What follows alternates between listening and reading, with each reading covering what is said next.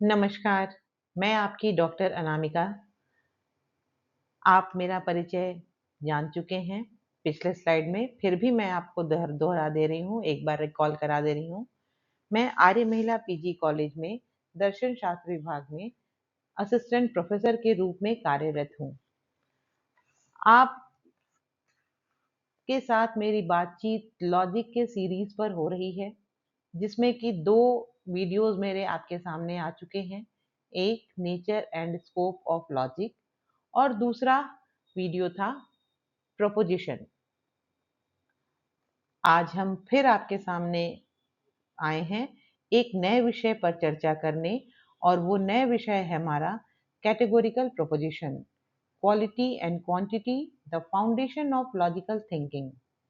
इसका मतलब तार्किक चिंतन की आधारशिला, निरुपाधिक तर्क वाक्य या निरपेक्ष तर्क वाक्य। अब तार्किक चिंतन की आधारशिला का मतलब ये कि हम जो सोचते समझते हैं, जो बोलते हैं, उस वो हमारा बेस बनता है कैसे हमारे जीवन का, और वो कौन-कौन से प्रोपोज़िशंस हैं जिनके आधार पर हम अपना जीवन बहुत खूबसूरती से, बहुत आसानी से चला सकते हैं। आज हम इस पॉइंट पर जिन पॉइंट्स को डिस्कस करेंगे इस टॉपिक पर, वो है introduction to categorical proposition, Aristotle classification of proposition, categorical proposition, what is categorical proposition, quality of categorical proposition, quantity of categorical propositions, four standard form of categorical proposition, then conclusion.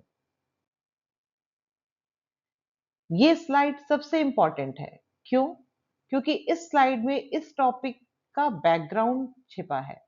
आपके सामने slide पर चल रहा है, problems are not stop sign, they are guidelines.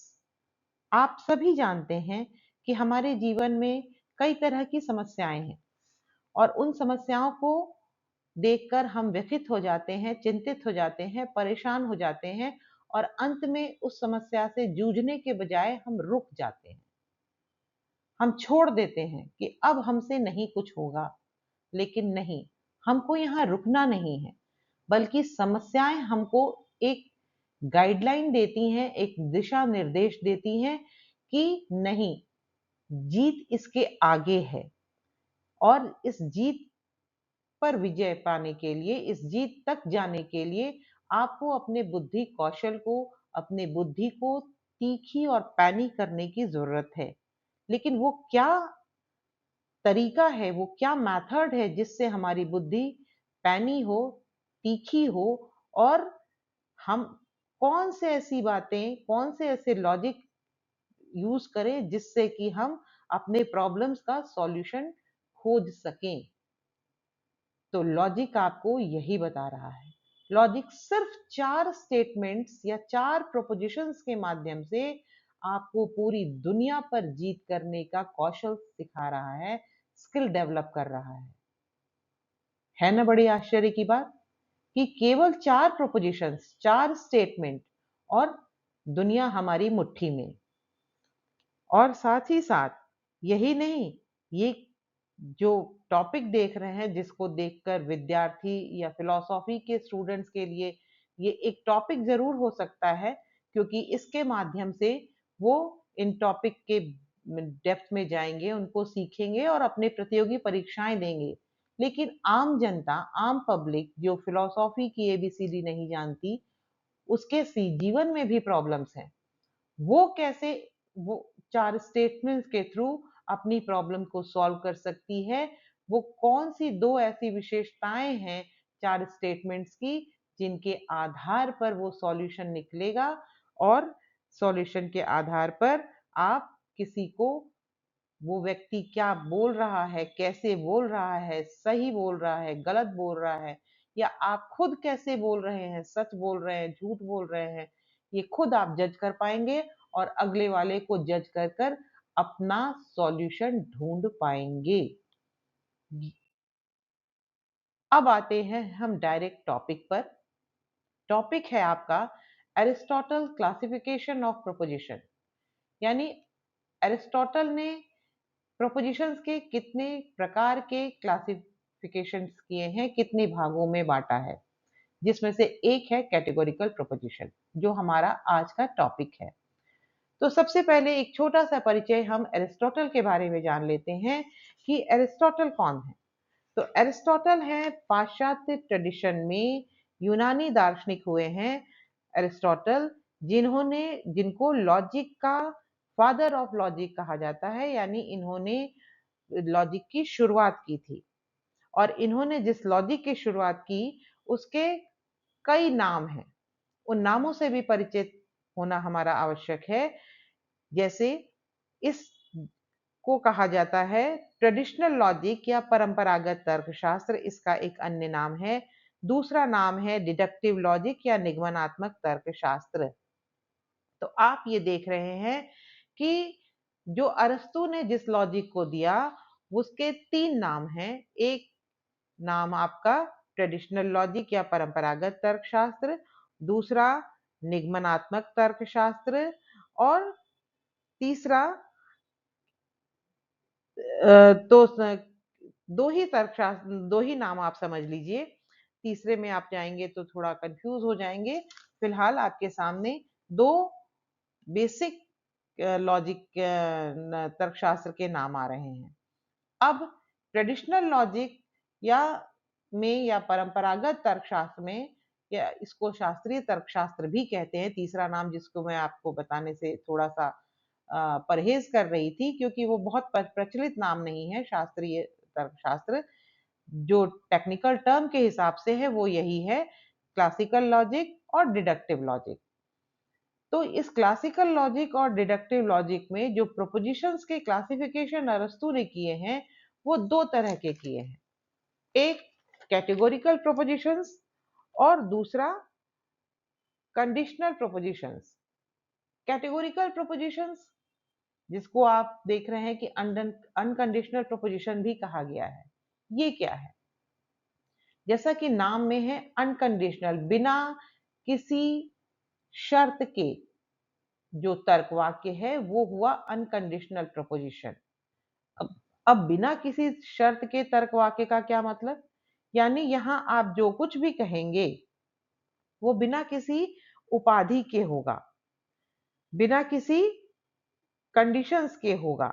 जैसे राम एक अच्छा व्यक्ति है। अब ये एक सिंपल स्टेटमेंट है जिसको आप लॉजिक की भाषा में क्या कहेंगे? प्रोपोजिशन कहेंगे। क्यों कहेंगे? पिछले स्लाइड में आपने देख रखा है कि इसको हम ट्रू या फॉल्स के रूप में जज कर सकते हैं, इसलिए हमारा प्रोपोजिशन है। तो राम एक अच्छा व्यक्ति है, इसमें किसी तरह की कोई कंडीशन तो लगाई नहीं गई है जिसको देखकर आप ये कहेंगे कि नहीं, ये कंडीशन वाला कोई प्रॉब्लम है या कोई कोई बात कही गई है। तो ये कैटेगोरिकल प्रोपोजिशंस की श्रेणी में आता है। साथ ही साथ सेकंड आप देख रहे हैं कि कंडीशनल प्रोपोजिशन। कंडीशनल प्रोपोजिशन या हाइपोथेटिकल प्रोपोजिशन, यानी कि यहां उपाधि या कोई शर्त रखकर कोई वाक्य कहा जा रहा है। कैसी उपाधि या शर्त रखकर? कि यदि सूर्य निकलता है तो प्रकाश होगा। तो यानी इफ और देन वाली कंडीशंस यहां आ गई हैं। तो ये कंडीशन है कि सूर्य निकलेगा तभी रोशनी होगी। तो यहाँ इस तरह के जो प्रोपोजिशंस हैं या जो तर्क वाक्य हैं, इनको हम क्या कहेंगे? इनको हम कंडीशनल प्रोपोजिशंस कहेंगे। तो एरिस्टोटल ने, वैसे तो कई तरह के प्रोपोजिशंस के कई क्लासिफिकेशंस किए गए हैं, क्वालिटी के आधार पर, क्वांटिटी के आधार पर, रिलेशंस के आधार पर, लेकिन बेसिकली जो आपके समझने की चीज है, जो सबसे ज्यादा इंपॉर्टेंट है, आप इन्हीं दोनों टॉपिक में एक टॉपिक जो कैटेगोरिकल प्रोपोजिशंस है उसको आप पढ़ रहे हैं, उसके बारे में आप समझ रहे हैं। अब सीधे सीधे आ जाइए, हमारा जो मेन पॉइंट है वो है कि what is categorical proposition and it types. ये समझ लीजिए कि ये जो पॉइंट्स है, ये जो स्लाइड है, ये पूरे लॉजिक की आधारशिला है, बैकबोन है, इसलिए इसको समझना बहुत ही ज्यादा इंपॉर्टेंट है। तो कैटेगोरिकल प्रोपोजिशन क्या है? कैटेगोरिकल प्रोपोजिशन एक ऐसा तर्क वाक्य है जिसमें सब्जेक्ट के बारे में प्रेडिकेट का बिना किसी उपाधि या शर्त के वो स्वीकार करता है या उसको डिनाई करता है। अब इसको थोड़ा और समझ लेते हैं कि कैटेगोरिकल प्रोपोजिशंस में दो टर्म्स आपने देखे हैं, एक सब्जेक्ट और प्रेडिकेट और कॉपुला। तो कॉपुला तो जोड़ने का काम करता है, जैसा कि पिछले वीडियो में आप रिवाइज कर चुके हैं कि कॉपुला जोड़ रहा है सब्जेक्ट और प्रेडिकेट को। लेकिन यहाँ मेन फीचर जो पॉइंट जो उठ रहा है वो है कैटेगोरिकल प्रोपोजिशंस। तो यहाँ ये कहने की कोशिश कर रहे हैं कि कैटेगोरिकल प्रोपोजिशन या निरपेक्ष तर्कवाक्य या निरपेक्ष प्रतिज्ञप्ति किसको कहेंगे? वो एक ऐसा तर्कवाक्य है जिसमें प्रेडिकेट को के बारे में, प्रेडिकेट जो है उद्देश्य के बारे में बिना किसी शर्त के या तो उसको स्वीकार करता है या उसको अस्वीकार करता है। यानी या तो उसको है के रूप में लेता है या उसको नहीं है के रूप में लेता है। ये है कैटेगोरिकल प्रपोजिशन। बहुत सिंपल। अगर आपको यहाँ भी बात समझ में नहीं आती है तो हम उदाहरणों द्वारा इसको और समझ सकते हैं कि सब्जेक्ट यानी जिसके बारे में कहा जा रहा है, प्रेडिकेट यानी सब्जेक्ट के बारे में जो बात कही जा रही है। ये दो चीजें आपको रिकॉल करा दूं तो कैटेगोरिकल प्रोपोजिशंस में, कैटेगोरिकल प्रोपोजिशंस वो चीज है जिसमें सब्जेक्ट के बारे में जो कुछ भी कहा जा रहा है वो या तो अफर्मेटिव कहा जा रहा है या तो निगेटिव कहा जा रहा है। ये है कैटेगोरिकल प्रोपोजिशन। अब इस कैटेगोरी और इसको जोड़ने का काम कौन कर रहा है? कॉपुला कर रहा है। इज, आर जैसे वर्ड्स जो आपने देखे और सुने हैं। अब कितने टाइप्स के कैटेगोरिकल प्रोपोजिशंस आते हैं? वही जो पिछले स्लाइड में मैंने बताया कि वो कौन से 4 स्टेटमेंट्स हैं जिनके आधार पर आप दुनिया फतह कर सकते हैं। बातचीत में, बहस में, जीवन की समस्याओं का समाधान खोजने में वो कौन से 4 एलिमेंट्स हैं या कौन से 4 प्रोपोजिशंस हैं? वो प्रोपोजिशंस हैं यूनिवर्सल अफर्मेटिव प्रोपोजिशन। पहला प्रोपोजिशन ये है यूनिवर्सल अफर्मेटिव प्रोपोजिशन, जिसको हिंदी में कहेंगे सर्वव्यापी भावात्मक तर्क वाक्य, और जिसको आप सिंबलाइज्ड रूप में कैपिटल ए से डिनोट करते हैं, कैपिटल ए से बताते हैं। इसका साइन कैपिटल ए है। सेकेंड है आपका यूनिवर्सल निगेटिव प्रोपोजिशन या सर्वव्यापी निषेधात्मक तर्कवाक्य, जिसको आप समझते हैं कैपिटल ई से। इसका साइन है कैपिटल ई। थर्ड है आपका पर्टिकुलर अफर्मेटिव प्रोपोजिशंस, जिसको आप समझ, जिसका हिंदी है कि पर्टिकुलर अफर्मेटिव यानी कि अंशव्यापी भावात्मक तर्कवाक्य। इसका साइन है कैपिटल आई। और लास्टली पर्टिकुलर निगेटिव प्रोपोजिशन या अंशव्यापी निषेधात्मक तर्क वाक्य, जिसको आप ओ से डिनोट करते हैं। ये तो एक टेक्निकल टर्म में और टेक्निकल भाषा में बात हो गई, लेकिन टेक्निकल टर्म और टेक्निकल भाषा में बात के साथ साथ हमारे साथ कुछ ऐसे लोग भी जुड़े हैं जो फिलॉसफी के स्टूडेंट नहीं हैं।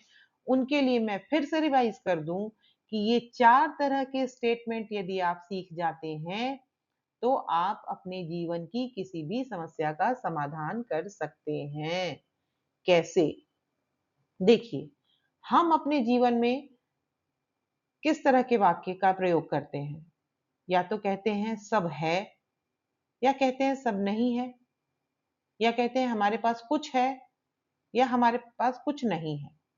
जनरली हमारे स्टेटमेंट को अगर आप थोड़ा एनालिसिस करें, थोड़ा समझने की कोशिश करें, तो हम इन्हीं तरह के 4 वाक्यों में अपने बातचीत करते हैं। कोई समस्या हो तो भी हम इस तरह के सॉल्यूशंस ढूंढने की कोशिश करते हैं। तो यहाँ भी वही कैटेगोरिकल प्रोपोजिशंस के नाम से उसी बात को यहाँ समझाया जा रहा है। अब यूनिवर्सल अफर्मेटिव प्रोपोजिशन सर्वव्यापी भावात्मक तर्क वाक्य ये क्या है? ये है इसका एग्जाम्पल, जैसे आपके सामने लिखा हुआ है, ऑल ह्यूमंस आर मॉर्टल, यानी कि जितने भी प्राणी हैं वो सारे मरणशील हैं। जितने भी प्राणी हैं वो सारे मरणशील हैं। यानी आप देख रहे हैं कि यूनिवर्सल और अफर्मेटिव दो वर्ड्स यहां आए हैं। यूनिवर्सल का मतलब सर्वव्यापी और अफर्मेटिव का मतलब भावात्मक या पॉजिटिव, आप समझ लीजिए।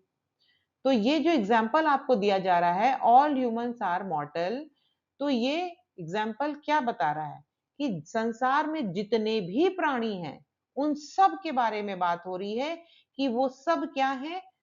मॉर्टल हैं, यानी मरणशील हैं। ये हुआ आपका यूनिवर्सल अफर्मेटिव प्रोपोजिशन। सेकंड, उसी का सेकंड पार्ट है यूनिवर्सल नेगेटिव प्रोपोजिशन, यानी सर्वव्यापी निषेधात्मक तर्क वाक्य। नो बर्ड्स आर मैमल्स, यानी कोई भी पक्षी क्या है? स्तनधारी नहीं है। अब ये कोई भी पक्षी स्तनधारी नहीं है, यानी संसार में जितने भी पक्षी हैं वो भी स्तनधारी या मैमल्स नहीं है। ये बात समझ में आई? एक भी, अगर मान लीजिए अनगिनत संख्या भी हो संसार में, तो उस अनगिनत संसार में एक भी बंदा या एक भी व्यक्ति ऐसा नहीं है जो कि मरणशील न हो, या मैमल्स, पक्षियों की बात करें तो वो मैमल्स आदि ना हो। तो ये तो दो हुए आपके क्या? यूनिवर्सल अफर्मेटिव प्रोपोजिशन और यूनिवर्सल नेगेटिव प्रोपोजिशन। तीसरा हम आते हैं पर्टिकुलर अफर्मेटिव। बहुत सिंपल है, जैसे यूनिवर्सल की बात की गई वैसे ही पर्टिकुलर की बात भी हम कर रहे हैं। पर्टिकुलर का मतलब अंशव्यापी। अंशव्यापी का भी मतलब क्या? कि संसार में जितने भी लोग हैं उन सब में कम से कम एक व्यक्ति, और एक से ज्यादा भी हो सकता है, एक व्यक्ति के बारे में हम जो कुछ भी कहने जा रहे हैं वो भावात्मक या पॉजिटिवली बात कर रहे हैं। जैसे सम स्टूडेंट्स आर इंटेलिजेंट, कुछ स्टूडेंट कैसे हैं? बुद्धिमान हैं। यानी पूरे वर्ल्ड में, पूरे विश्व में सारे स्टूडेंट की बात हम नहीं कर रहे हैं, कुछ की बात कर रहे हैं, अंश की बात कर रहे हैं, एक पार्ट की बात कर रहे हैं। वो एक पार्ट में 10 स्टूडेंट्स भी हो सकते हैं, एक सिंगल स्टूडेंट भी हो सकता है। तो ये सम स्टूडेंट्स आर इंटेलिजेंट, ये कैसा प्रोपोजिशन हुआ? Particular affirmative proposition. इसी का जस्ट अपोजिट देख लीजिए, particular negative proposition. Particular negative proposition का मतलब क्या? कि आप संसार में जितने भी स्टूडेंट्स आर देख रहे हैं, जैसे some students are not intelligent, एक एग्जांपल लेके समझते हैं कि संसार में जितने भी स्टूडेंट्स हैं उसमें से कुछ स्टूडेंट्स ऐसे हैं जो कि इंटेलिजेंट नहीं हैं, बुद्धिमान नहीं है। इसका मतलब कुछ तो है, यानी टोटलिटी में बात नहीं हो रही है, 100% बात नहीं हो रही है, 1% हो रही है, 1% से ज्यादा भी बात हो रही है। जिसके बारे में बात हो रही है, और बात किसके बारे में हो रही है? स्टूडेंट्स के बारे में बात हो रही है, या सब्जेक्ट के बारे में बात हो रही है। तो कैटेगोरिकल प्रोपोजिशन इन शॉर्ट क्या कहा जाएगा कि एक ऐसा तर्क वाक्य है, एक ऐसा निरपेक्ष तर्क वाक्य है, निरपेक्ष का मतलब अनकंडीशनल, एक ऐसा निरपेक्ष तर्क वाक्य है जिसमें जो कर्ता है, कर्ता के बारे में जो कुछ भी कहा जाता है वो एक तो बिना किसी शर्त के होता है, और दूसरा वो दो तरीके से उसको कहा जा सकता है, एक अफर्मेटिव रूप में और एक नेगेटिव रूप में। भावात्मक रूप में हम वाक्य कहेंगे या निषेधात्मक रूप में वाक्य कहेंगे। आशा करती हूं कि ये पॉइंट्स आपको समझ में आया होगा, क्योंकि ये तो टेक्निकल टर्म में भी बात हुई, एक सिंपल वे में भी अगर हम सामान्य जन के लिए भी इन शॉर्ट थोड़ा सा हम बोल दें तो हम अपने जीवन में कहते हैं हमको या तो सब कुछ चाहिए या कुछ भी नहीं चाहिए। या हमको कुछ चाहिए या कुछ नहीं चाहिए। तो इस तरह के डायलेमा में जब हम फंसते हैं तो ये हमारे लिए प्रॉब्लम क्रिएट करता है। तो इस प्रॉब्लम को क्रिएट जब ये प्रॉब्लम क्रिएट हो गया तो इसका सॉल्यूशन भी हमको इन्हीं 4 प्रोपोजिशंस में मिलेगा, यानी यस और नो में ही मिलेगा। हमको किसी एक स्टेटमेंट को पकड़कर ही चलना चाहिए, चलना पड़ेगा, तभी हम सॉल्यूशन की तरफ बढ़ सकते हैं। ये हम एक कॉमन पीपल के लिए बात कर रहे हैं। नेक्स्ट हमारा स्लाइड है quality of categorical propositions. Quality of categorical proposition, quality का मतलब हो गया गुण। अब ये क्वालिटी ऑफ कैटेगोरिकल प्रोपोजिशंस क्या है? तो ये है, अभी आपने कैटेगोरिकल प्रोपोजिशन समझा जिसको कि आप कह रहे हैं निरुपाधिक तर्क वाक्य, निरपेक्ष तर्क वाक्य।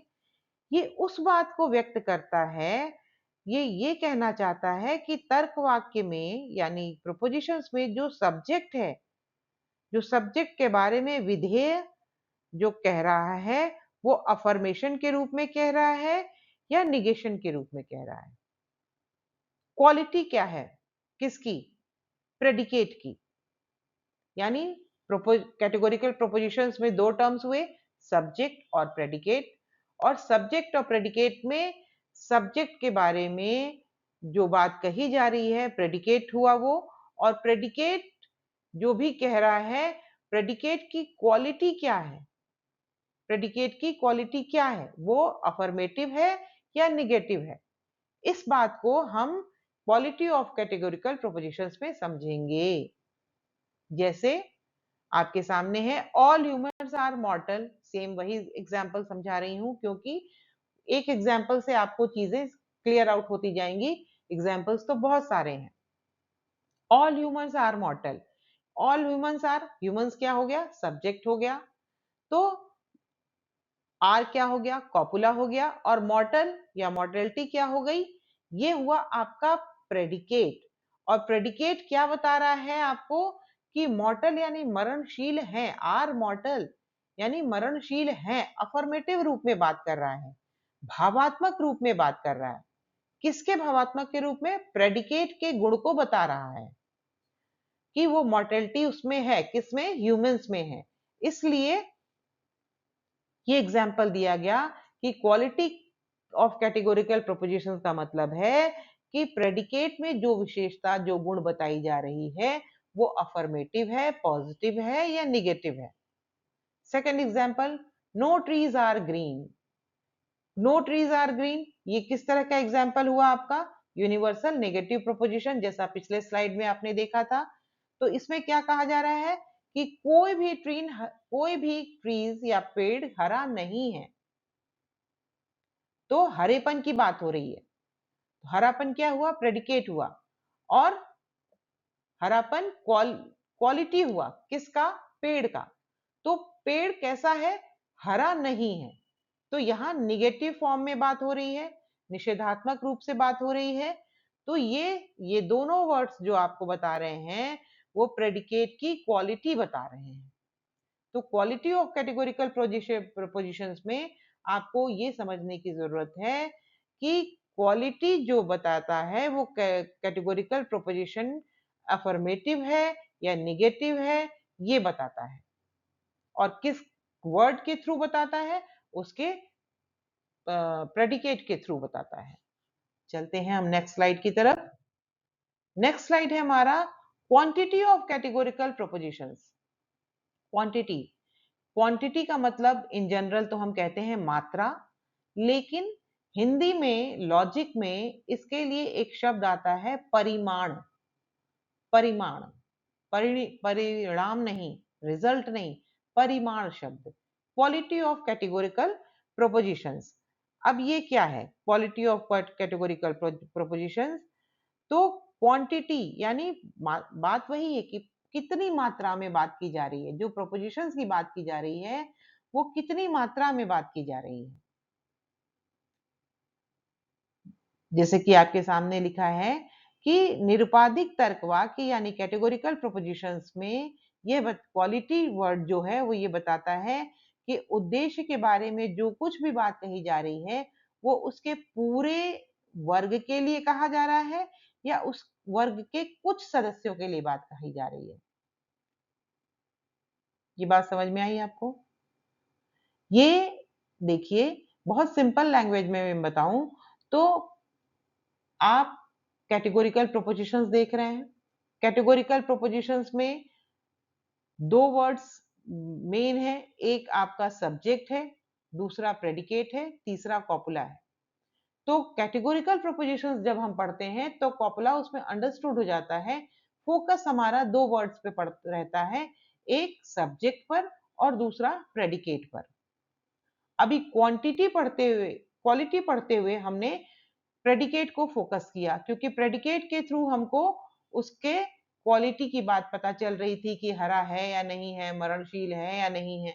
अब हम क्वांटिटी की बात कर रहे हैं, तो क्वांटिटी किसकी? सब्जेक्ट की। इस कैटेगोरिकल प्रोपोजिशन में बेसिकली जो क्वांटिटी वर्ड यूज हो रहा है वो सब्जेक्ट के रेफरेंस में यूज हो रहा है कि वो क्या है। तो कितने मात्रा में सब्जेक्ट के बारे में बात हो रही है? तो सभी के बारे में, जैसा कि 4 टाइप्स के प्रोपोजिशंस आपके कैटेगोरिकल थे। क्या? Universal affirmative, universal negative, particular affirmative और पर्टिकुलर नेगेटिव। तो यूनिवर्सल सर्वव्यापी यानी टोटलिटी की बात हो रही है, 100% की बात हो रही है। तो यही वो क्लास या वर्ग से समझाने की कोशिश कर रहे हैं। सब्जेक्ट जो आपको बता रहा है वो पूरे क्लास को बता रहा है, पूरे क्लास को डिनोट कर रहा है, या उसके कुछ एक पार्ट को, कुछ मेंबर्स को के बारे में बात कर रहा है। एग्जाम्पल आपके सामने है, ऑल स्टूडेंट्स आर इंटेलिजेंट। ये यूनिवर्सल प्रोपोजिशन है, आप देख चुके हैं। तो ऑल स्टूडेंट्स, ये ऑल वर्ड जो है, स्टूडेंट्स आपका क्या हो जाएगा? सब्जेक्ट। लेकिन ये जो ऑल वर्ड्स है ये क्या बता रहा है?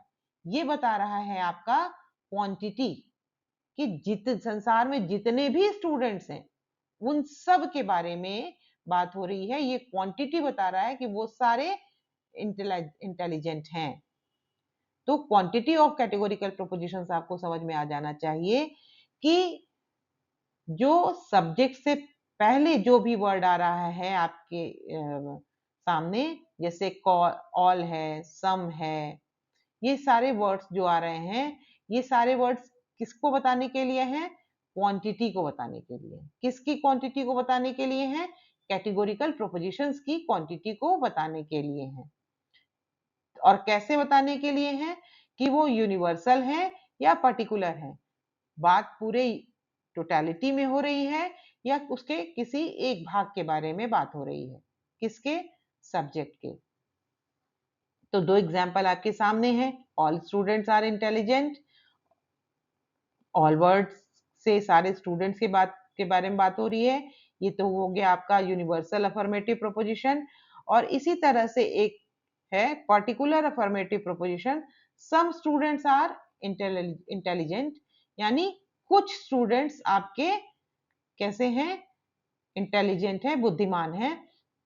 तो यहाँ सम वर्ड क्या है? यानी पूरे क्लास के बारे में बात नहीं हो रही है, पूरे वर्ग के बारे में बात नहीं हो रही है। किसके वर्ग? स्टूडेंट्स के पूरे वर्ग के बारे में बात नहीं हो रही है। संसार में जितने भी स्टूडेंट्स हैं, मान लीजिए 100 स्टूडेंट्स हैं, तो उन 100 के बारे में बात नहीं हो रही है, केवल सम यानी कुछ स्टूडेंट्स के बारे में बात हो रही है। तो ये क्या बता रहा है? क्वांटिटी बता रहा है। ठीक है, यहां तक ये पॉइंट क्लियर हो जाना चाहिए। अब अभी तक आपने जो कुछ भी पढ़ा वो सबको एक चार्ट के थ्रू आपके सामने रखने की कोशिश की गई है, जिसमें आप क्लियरली इस चार्ट को देखकर अभी तक का पिछला आपने जो भी सुना है उसको आप एक चार्ट के रूप में देखकर रिकॉल कर सकते हैं। टाइप्स ऑफ प्रोपोजिशंस कितने हुए? सिंबलाइज्ड रूप में ए, ई, आई, ओ। प्रोपोजिशंस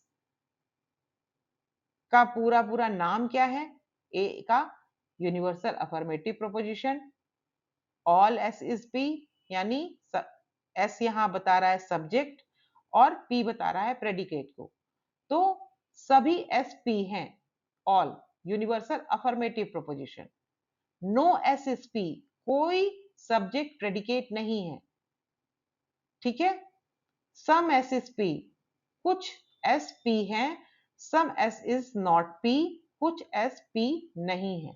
एग्जाम्पल के साथ, और ये आप देख रहे हैं कि यूनिवर्सल है ए और अफर्मेटिव है। अगर क्वांटिटी और क्वालिटी की बात करें तो ई यूनिवर्सल है, और क्वालिटी की बात करें तो निगेटिव है। आई पर्टिकुलर है, और क्वालिटी की बात करें तो अफर्मेटिव है। ओ क्या है, क्वांटिटी के पॉइंट ऑफ व्यू से पर्टिकुलर है, और क्वालिटी के पॉइंट ऑफ व्यू से निगेटिव है। और सीधे सीधे आप देख लीजिए, जब वहां क्या कहा गया, ऑल एसएसपी, यानी कि प्रोपोजिशंस की बात की गई, ऑल एसएसपी, तो इसका एग्जाम्पल है ऑल बर्ड्स आर एनिमल्स, सभी पक्षी प्राणी हैं। बात क्लियर हो जानी चाहिए। प्रोपोजिशन कौन सा है, ए, ऑल बर्ड्स आर एनिमल्स, सभी के बारे में बात हो रही है, सभी बर्ड्स के बारे में बात हो रही है कि वो क्या है, प्राणी हैं। E universal negative proposition, no squares are circles, यानी कोई भी वर्ग वृत्त नहीं है, कोई भी वर्ग वृत्त नहीं है। यहां भी यूनिवर्सलिटी की बात हो रही है, और साथ ही साथ क्वालिटी वाइज निगेटिव की बात हो रही है कि नहीं है, सर्कल्स नहीं है, no squares are circles. Third आप आ जाइए, सम स्टूडेंट्स आर एथलीट्स, कुछ विद्यार्थी खिलाड़ी हैं। सम एस इज पी, कुछ के बारे में बात हो रही है, क्लास के बारे में, कुछ क्लास के कुछ स्टूडेंट्स के बारे में बात हो रही है, वर्ग के कुछ लोगों के बारे में बात हो रही है कि वो एथलीट हैं, खिलाड़ी हैं। Lastly, some S is not P, S मतलब some birds are not flightless, यानी कुछ पक्षी उड़ नहीं सकते। यानी ऐसा नहीं है कि सभी पक्षी उड़ नहीं सकते, कुछ पक्षी उड़ नहीं सकते। तो क्लास वाइज, क्वालिटी वाइज या क्वांटिटी वाइज, ये जो चार्ट है, आपको इस चार्ट के थ्रू बात क्लियर हो जानी चाहिए, मुझे ऐसी आशा है। अब लास्टली आपका कंक्लूजन, कि अभी तक आपने जो भी स्लाइड्स में पढ़ा, जो भी देखा, उस सब का उद्देश्य क्या था। ये तो ठीक है, जैसा कि मैंने इंट्रो में भी बताया आपको, कि लॉजिक जो है वो आपके कॉम्पिटिटिव एग्जाम्स के लिए बहुत इंपॉर्टेंट सब्जेक्ट है, पेपर है। यूपीएससी, बीपीएससी, सीटेट और आपके एंट्रेंस एग्जाम में तो काम आता ही है, लेकिन इसके साथ साथ जो आपने इसकी क्वालिटी और क्वांटिटी पढ़ी, यानी जो विशेषताएं पढ़ी, इससे आप केवल प्रतियोगी परीक्षाओं में ही अच्छे रिजल्ट नहीं पा सकते या प्राप्त करेंगे उसको समझने के बाद, बल्कि आप अपने जीवन के हर स्टेटमेंट को, हर वाक्य को बहुत इफेक्टिवली और बहुत बुद्धिमत्ता के साथ अगर इन 4 स्टेटमेंट को यूज करेंगे, तो आप अपने जीवन में एक लॉजिकल डिसीजन दे पाएंगे। और वो लॉजिकल डिसीजन ऐसा होगा, वो तार्किक जजमेंट आपका ऐसा होगा जिसको कोई काट नहीं सकता। कोर्ट में वकील जो बहस करते हैं, जज जो निर्णय सुनाते हैं, वो लॉजिक पे ही डिपेंड होता है। आप जितना मजबूत आपका लॉजिक होगा, उतना ही मजबूत आपका जजमेंट होगा, किसी भी पॉइंट को लेकर, किसी भी प्रॉब्लम को लेकर। और जब वो पॉइंट और वो जजमेंट मजबूत होगा, तो आपकी पर्सनालिटी भी उतनी ही डेवलप्ड और निखर कर सोसाइटी के सामने आएगी, और आप खुद में प्राउड फील करेंगे। तो ये हमारा कैटेगोरिकल प्रोपोजिशन जो पॉइंट था, वो केवल फिलॉसफी के पॉइंट ऑफ व्यू से ही मैंने इसमें कोशिश नहीं की है समझाने की, कि क्या टेक्निकल टर्म है, क्या यूजेस हैं, क्या एग्जाम्पल्स हैं, बल्कि इसको मैंने जीवन से जोड़ते हुए, अपने जीवन के रोजमर्रा में आप कैसे अपने जीवन में इस प्रोपोजिशंस को यूज करके, इसके जो पीछे, इसके बैकग्राउंड में जो स्किल आपको सिखाया गया है लॉजिक को लेकर, उसको यूज करके आप कैसे अपनी पर्सनालिटी डेवलप कर सकते हैं, और कैसे पूरी दुनिया में अपना लोहा मनवा सकते हैं, ये रखने की कोशिश की है आपके सामने। उम्मीद है आपको पसंद आई होगी। अगर कहीं कोई कमी रह गई हो तो प्लीज कमेंट बॉक्स में शेयर करें, लाइक करें, सब्सक्राइब करें। ये कहना कोई जरूरी नहीं है, लेकिन फिर भी मुझे लगता है कि मैंने आपसे अगर बातचीत की है तो मुझे कुछ आउटपुट मिलना चाहिए जो कि मुझे थोड़ा सा मेरा हौसला मजबूत करें, मुझे कॉन्फिडेंस दें, ताकि मैं फिलॉसफी जैसे टफ और सोसाइटी से थोड़ा दूर जाने वाले सब्जेक्ट को लाइफ से जोड़कर आपके सामने रख सकूं, आपका इंटरेस्ट इसमें डेवलप कर सकूं, जो स्टूडेंट हैं वो भी और जो कॉमन पीपल हैं वो भी। Thank you so much once again, thank you so much heartly, thank you so much. मैं फिर मिलूंगी एक नए टॉपिक के साथ, नए विषय पर बातचीत करने के लिए। आपके साथ जुड़ने के लिए उम्मीद है आप मेरा इंतजार करेंगे।